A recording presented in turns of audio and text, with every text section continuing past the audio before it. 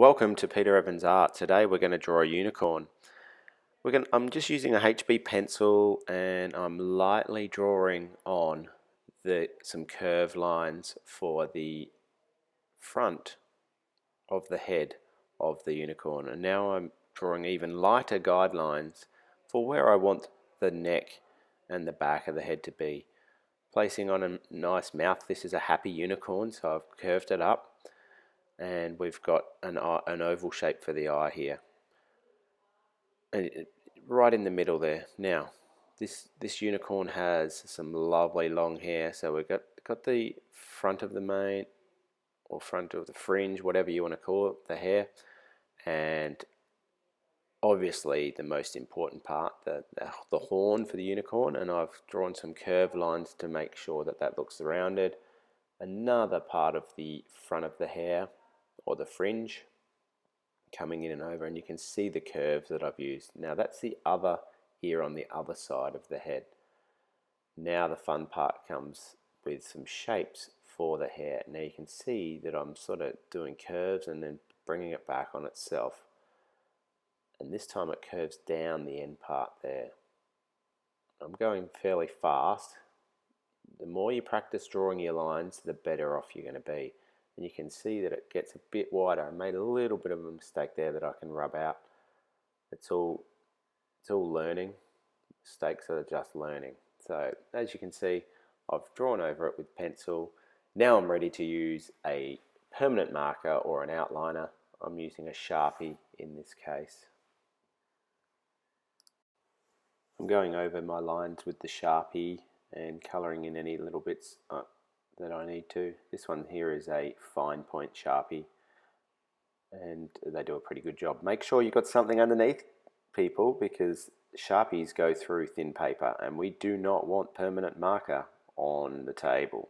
So make sure some paper or something underneath.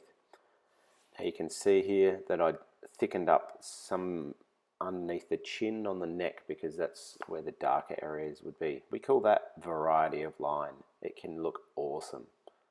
Not just using the same thickness everywhere, we can thicken up some lines and make some lines thinner. Now what I'm doing is just continuing going over my lines, making sure that I'm being quite neat, tracing over it. It's good practice actually. The more you practice, the better you're going to get at drawing. Okay? That's a big strong tip there. Like anything, the more you do it, the better you're going to get. Okay, you can see that I'm now doing the most important part. That horn of the unicorn looks pretty good. And don't forget those curved lines to make it look a little bit rounded, just ever so slightly, and they get smaller as they go up. There you have it. I've got my unicorn drawn. We've got to make sure that that's dry, and then we can rub out our pencil lines nice and gently with our rubber. See how I'm holding the paper so it doesn't rip or scrunch up as I'm rubbing out. That's a good little tip for you. And whoops, I've just added the extra part of the neck on there, and just going along the bottoms of some of this hair just to thicken those up, just to provide a bit of extra detail. Now I like to use Progresso pencils, and you can see they're well loved. A few are broken. They do roll off the table pretty easily. Okay, as this is a rainbow unicorn, I'm going to colour it in using some nice colours. I'm going to start with yellow, and I'm pressing hard down the bottom of that piece of hair. And don't forget the other part of it. Nice bit of shading there. You can't really see it that well on the video, but I'm pressing harder down along the bottom edge. Now the next colour around from yellow on the colour wheel is orange. So I'm going orange here, and you can see that I'm sort of moving my pencil backwards and forwards to follow the long part of the fringe of the hair there. Pressing lightly. We can press hard to make it darker, or we can overlap it as well. Alrighty, I wonder what colour is going to be next. If you know the colour wheel, I'm sure you'll know. It's pink. Why pink? Why not red?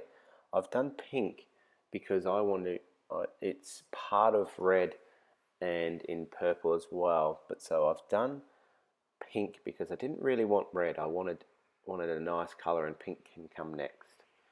And then you can see that I'm shading it up. The next one, as I said, we're going to do some purple now. You can see I've zoomed in on my image to show you that. See how I've done some of the shading. It's a little bit darker along the bottom edge. And I'm just layering it up with my purple. So the next color that comes after purple around the color wheel is, you guessed it, blue. Nice blue here. That adding the dark a bit first, pressing hard. Now we can layer it up, or we can press hard. We can change the grip on our pencil as well. But for this exercise, because I'm doing a small area, I'm just holding it normally and pressing hard and going over it.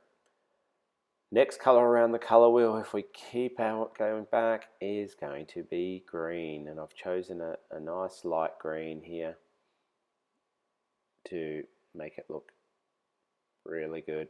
It's following the rainbow to a degree, and coloring in as neatly, trying to stay in those shapes as best we can.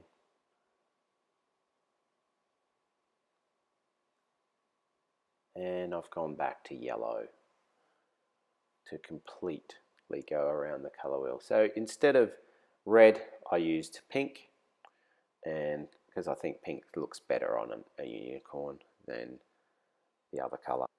As you can see in my picture, I used a bit of lead pencil shading in certain parts. You can copy that. Well, I hope you've liked drawing the unicorn as much as I have drawing it with you. If you like it, subscribe to my channel and press a like. Thank you for watching. Bye for now.